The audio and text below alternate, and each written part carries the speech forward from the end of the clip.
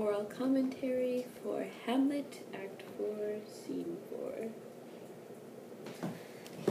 So,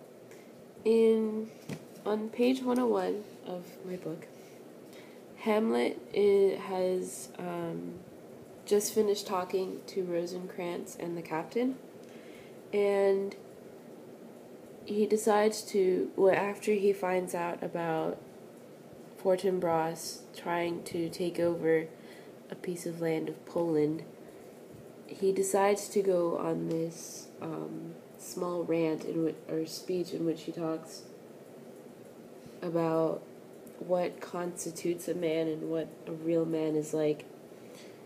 And so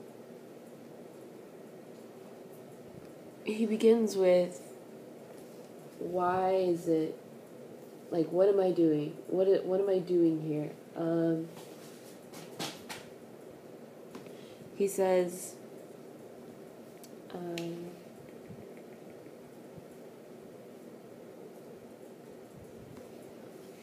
so he says, what is a man if his chief good and market of his time be but to sleep and feed? A beast no more. And so he says, what are we doing if we're just going to sit here and eat and sleep and do nothing else with our lives? And we're just an animal, basically. And he then goes on to say, looking before and after gave us not that capability and godlike reason to fuss in us unused.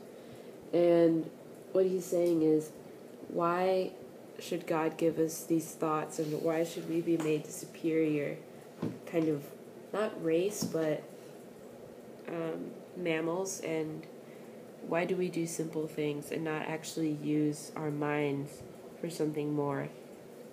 And why don't we use things to the best of our abilities?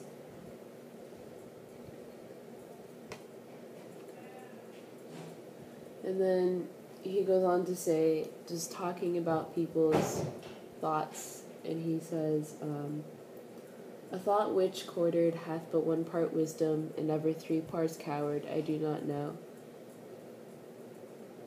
Why yet I live to say this thing's to do, sith I have cause and will and strength and means to do it. And this is when he says, I have something I want to fight for, I have something that I have reason to do, but why haven't I done what I want to do? Why haven't I accomplished what I mean to do? He says, I have cause and will and strength and means to do it, yet I still haven't done it.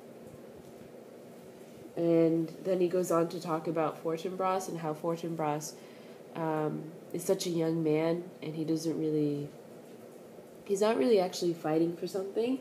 It's just, he's putting his life at risk for such a small piece of land, and Hamlet doesn't understand how such a young man is able to just give up his life and fight for something so small. And then he realizes that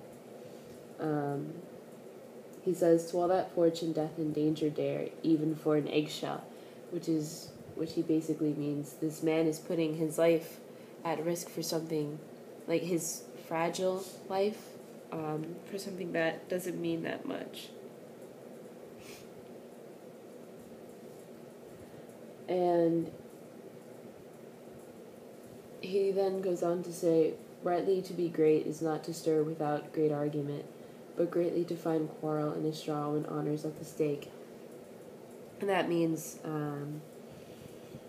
you don't have, if you honestly want to be known as a great man, you don't have to fight for something that's so amazing. You don't have to fight a war. You can simply fight a small battle for something that doesn't mean so much.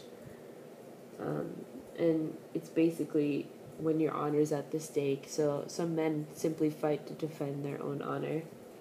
And then he says, how stand I then that have a father killed, a mother stained, excitements of reason and my blood, and let all sleep, while to my shame I see the imminent death of 20,000 men, that for a fantasy and trick of fame go to their beds like graves, fight for a plot whereon the numbers cannot try the cause. And those last 2 lines basically says these men are fighting for something They're fighting for a piece of land that's not big enough to even bury all of them. And that shows another way of how these men are men.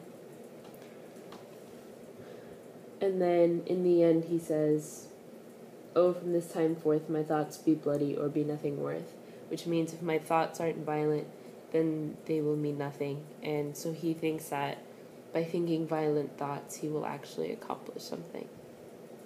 The end.